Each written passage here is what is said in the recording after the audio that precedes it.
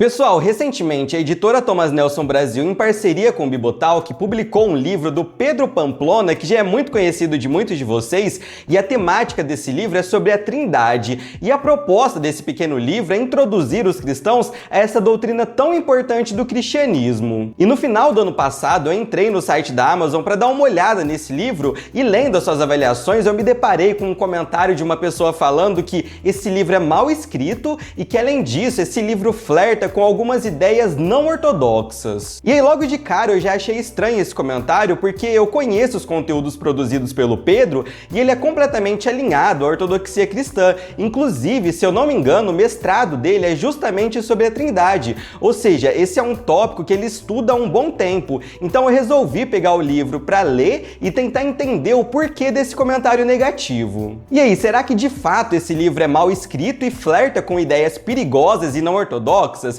Eu já adianto que não, pessoal. E nesse vídeo eu quero ler esse comentário com vocês e deixar minha opinião a respeito dos argumentos que foram levantados, que foram trazidos por esse comentário. E antes de irmos pro vídeo, se você tem sido abençoado pelos conteúdos produzidos por aqui, considere se tornar um membro apoiador desse canal, porque assim você vai sempre estar me ajudando a trazer novos materiais para cá, e se tornando membro você também terá acesso a vídeos e conteúdos pensados para te ajudar a entender melhor diversos conteúdos bíblicos e teológicos. Então, dito isso, bora pro vídeo. Bom, pessoal, então vamos lá. Eu vou começar lendo o comentário que eu citei na introdução, mas eu não vou colocar o nome da pessoa. O comentário é público, tá lá na Amazon, mas a ideia do vídeo não é falar sobre a pessoa, mas sim sobre as ideias que ela colocou em seus comentários. O comentário diz assim: livreto muito mal escrito, não estou falando dos erros de gramática, por mais que alguns sejam crassos, permeado de platitudes e cheio de repetições, inaceitável sobretudo num livreto de 96 páginas, de lambu flerta, página 70, com a extremamente não ortodoxa eterna subordinação do filho. Não recomendo. Ao longo do vídeo eu vou gastar mais tempo com a segunda afirmação desse comentário, que fala sobre a eterna subordinação do filho. Se você não sabe o que é isso, fica aqui comigo que eu vou explicar mais pra frente. Mas agora eu gostaria de comentar rapidamente a primeira parte desse comentário, em que a pessoa diz que o livro é muito mal escrito, e ela justifica isso dizendo que o livro é permeado de platitudes e cheio de repetições. Bom, eu discordo totalmente dessa ideia de que esse livro é mal escrito. Aliás, eu achei o livro extremamente didático e com uma boa escrita. E se você der uma olhada nos outros comentários na Amazon, a maioria das pessoas tiveram a mesma impressão que eu. Mas eu queria focar nas justificativas que essa pessoa deu para afirmar que o livro é mal escrito. E como eu disse, as justificativas foram que esse livro é permeado de platitudes e cheio de repetições. Quando a pessoa fala que esse livro é cheio de repetições, obviamente que dentro do contexto do comentário a ideia de repetição é vista por ela a partir de uma perspectiva negativa, mas a repetição não necessariamente é um recurso literário negativo. Por exemplo, existem vários recursos literários utilizados pelos autores bíblicos que se baseiam no conceito de repetição. Um exemplo clássico disso é o famoso paralelismo. Se a gente pega, por exemplo, o Salmo 120, o autor diz assim: salva-me, Senhor, dos lábios mentirosos e das línguas enganosas. Ele não precisava ter falado das línguas enganosas porque ele já tinha falado dos lábios mentirosos. Lábios mentirosos e línguas enganosas são duas expressões que se referem à mesma ideia, ou seja, é uma repetição. Mas o salmista utiliza esse recurso literário para enfatizar a ideia de que algumas pessoas utilizam o seu falar para mentir, enganar, distorcer e prejudicar outras pessoas. Então, quando um escritor repete ideias ao longo do seu livro, nós obtemos uma visão mais ampla das suas intenções comunicativas. Nesse sentido, é muito natural que ao longo do seu livro o Pedro enfatize e repita algumas ideias, porque afinal de contas nós estamos falando de uma doutrina extremamente complexa e de difícil compreensão. Eu diria que o recurso literário da repetição para a exposição da doutrina da Trindade é quase que obrigatório, porque esse recurso nos ajuda a fixar pontos e conceitos que são essenciais essenciais para entender a doutrina da Trindade. Inclusive, pessoal, recentemente eu tenho lido muito material da patrística e é muito claro que eles também utilizam esse recurso literário do paralelismo, da repetição, para explicar a doutrina da Trindade. Mas a ideia que esse comentário que eu li passa é que o livro é cheio de repetições como se não tivesse uma progressão de ideias, mas esse definitivamente não é o caso. O Pedro usa esse recurso da repetição com equilíbrio e, além disso, muitas vezes quando ele vai reforçar alguma ideia ou algum conceito que já foi explicado, ele adiciona uma nova camada de conteúdo ao conteúdo que já foi apresentado. Esse recurso dentro da análise textual é chamado de paralelismo progressivo. Você repete as ideias, mas você acrescenta novas camadas de significado a essas ideias. E a segunda queixa apresentada por esse comentário é que, segundo essa pessoa, esse livro é cheio de platitudes. Eu não fazia a mínima ideia do que essa palavra significava, então eu dei uma olhada no dicionário e platitudes, pelo que eu entendi, é uma característica, uma particularidade do que é uniforme, do que tende a ser regular. Então, basicamente, a queixa dessa pessoa é que esse livro não traz nada de muito novo em relação à Trindade. E convenhamos que isso, na minha opinião, é um ponto super positivo para o livro.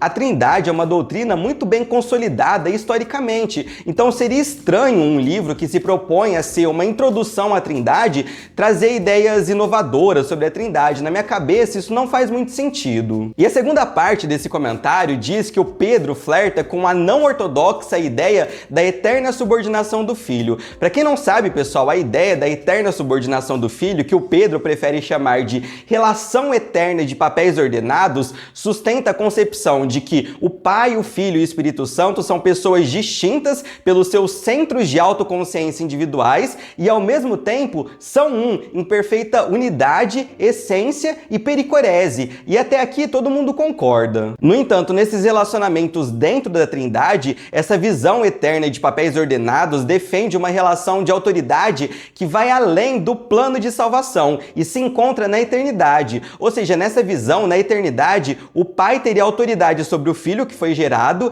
e o Filho gerado é submisso ao Pai. Da mesma forma, o Espírito procedente do Pai e do Filho é submisso ao Pai e ao Filho. E essas relações de autoridade e submissão, segundo os estudiosos que defendem a visão eterna dos papéis ordenados, é essencial para a distinção entre as pessoas da Trindade. E essas relações de autoridade e submissão, segundo eles, não tocam na essência, na divindade, no nível divino das pessoas da Trindade, porque essas relações de autoridade e submissão estão apenas no modo como as pessoas da Trindade se relacionam entre si, ou seja, são distinções relacionais e não ontológicas no sentido do ser divino. E a base bíblica principal para esses estudiosos está no Evangelho de João. Se por um lado João é aquele que mais enfatiza a divindade de Cristo, por outro lado ele é o evangelho que mais enfatiza a relação de autoridade e submissão entre pai e filho. A esses estudiosos dessa visão vão argumentar que é um pouco de forçação de barra dizer que essa relação de autoridade e submissão entre pai e filho está limitada apenas ao plano de salvação. João não parece enfatizar nada nesse sentido, nem colocar essa limitação que parece muito mais sistemática do que bíblica. E a outra visão a respeito dessa discussão sobre autoridade e submissão na Trindade é conhecida como a visão igualitarista. E basicamente os igualitaristas acreditam que essa submissão trinitária só aconteceu dentro do plano da redenção, ou seja, é uma submissão funcional e temporária. No entanto, na eternidade, essa submissão e essas relações de autoridade são inexistentes. E no livro, Pedro explica essas duas abordagens, e ele não apenas flerta com a primeira visão, como o comentário diz, mas ele inclusive reconhece que a visão eterna dos papéis ordenados é a teoria que faz mais sentido para ele. Nas suas próprias palavras, ele diz assim: além de importante, esse é um bom debate, pois ambas as posições apresentam bons argumentos bíblicos.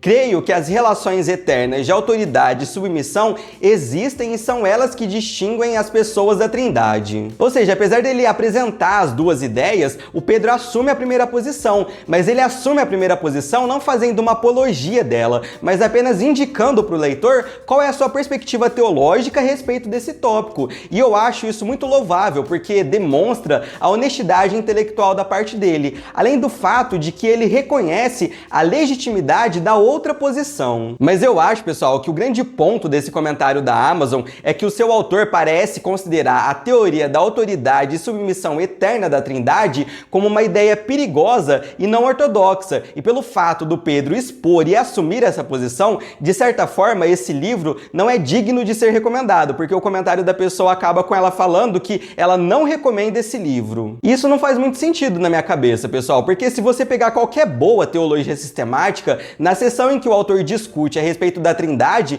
vai ter uma parte falando desse debate entre igualitaristas e os gradacionistas, que é um outro nome que essa teoria apresentada pelo Pedro também recebe. E assim, embora eu não seja um gradacionista, eu tenho que admitir que há muitos teólogos que seguem essa linha, como por exemplo, o Wayne Grudem, o D.A. Carson, o John Frame, o Thomas Schreiner, o Robert Leighton, Andreas Kostenberg, John Piper, Tim Keller, Craig Keener e muitos outros nomes. Ou seja, o Pedro está muito bem acompanhado e, sem sombras de dúvidas, todos esses nomes citados são teólogos totalmente ortodoxos e fiéis às escrituras. E eu resolvi fazer esse vídeo porque eu realmente acho esse livro uma excelente introdução à doutrina da Trindade. E aí talvez você, ao se deparar com um comentário como esse que eu li lá na Amazon, pode acontecer de você ficar com aquela pulguinha atrás da orelha. Será que esse livro é ruim mesmo? Será que ele realmente flerta com ideias perigosas, com ideias não ortodoxas? Mesmo todos os outros comentários sendo positivos, ao ler um comentário negativo como esse, eu acho que ele pode ter um efeito desencorajador na compra e na leitura desse livro. Eu já comentei aqui no canal que uma ótima forma de identificarmos as referências de um autor é olhando para o seu referencial bibliográfico, para o seu referencial teórico.